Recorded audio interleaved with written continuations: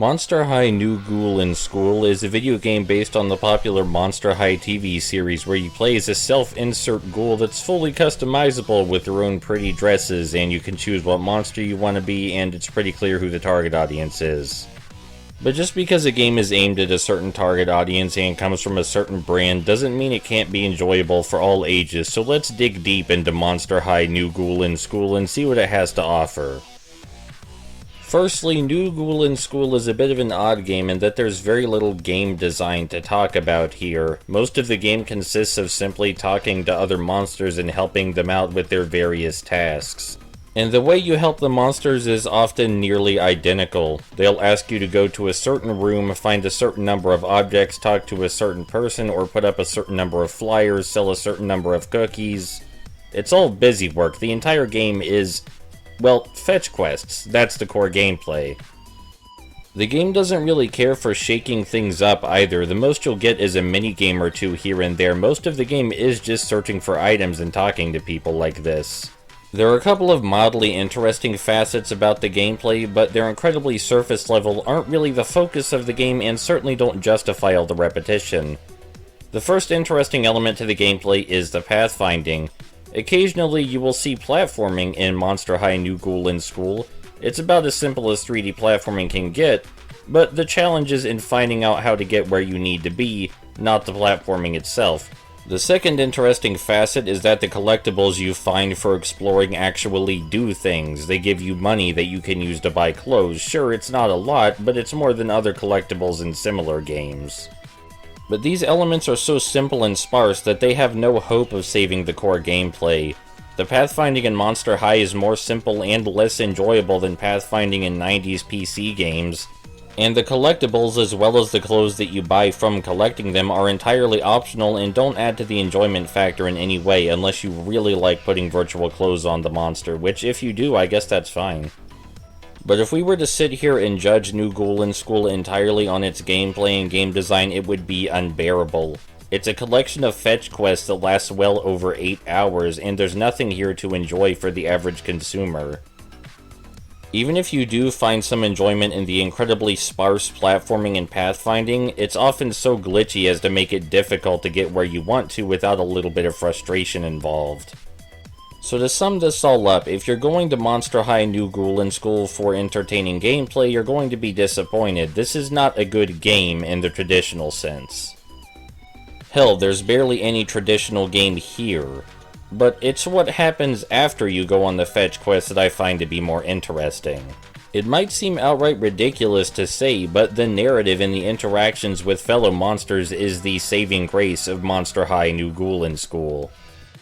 The game is broken up into a main plot and several subplots. The main plot is mandatory, and the subplots take up the extracurricular activity slots. And there are some things about Monster High New Ghoul in School's narrative that are technically and more objectively impressive, so we're going to go over those first before we get into the sentimental factors. The reason Monster High's narrative is technically and more objectively impressive is that not only are the subplots non-linear, but they are interconnected. All of the subplots revolve around extracurricular clubs like the Comic Book Club, the Environment Club, the Robotics Club, and so on.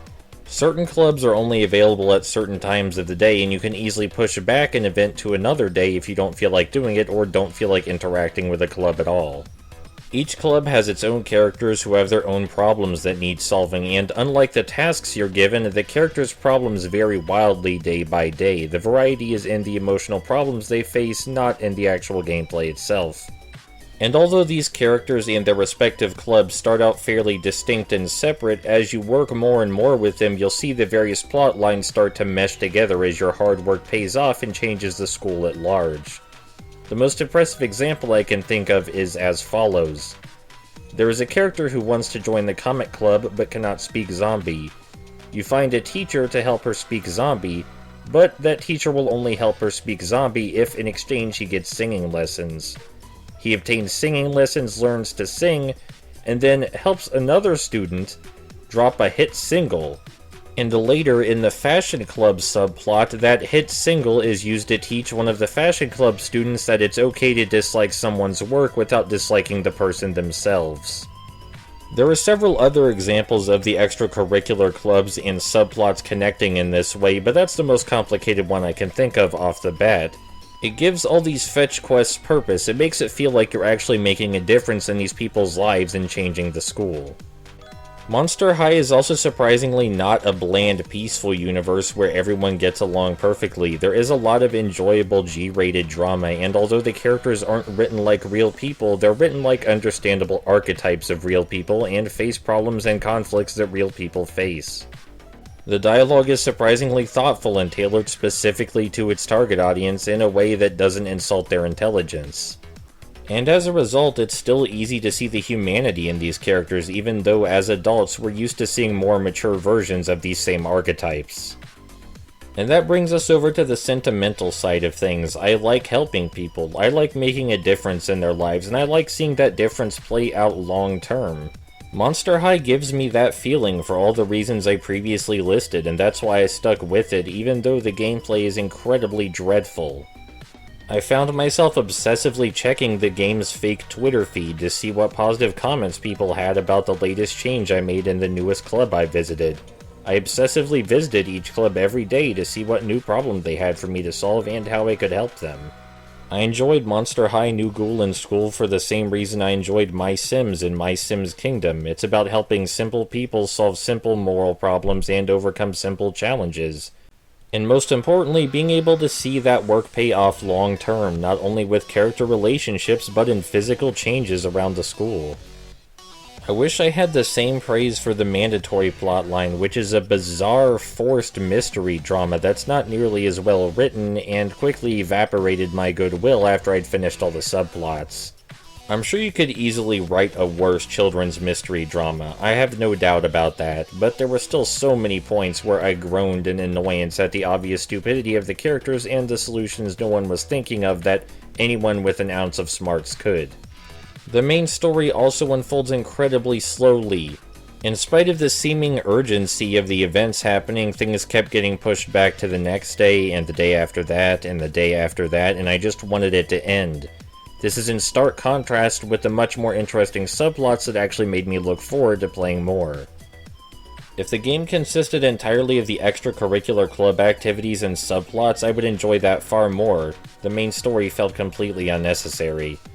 But I suppose it accomplishes what the game was meant to accomplish. It gave the player both the feeling of being a regular student at Monster High and saving the world. It's hard to fit those both in one game.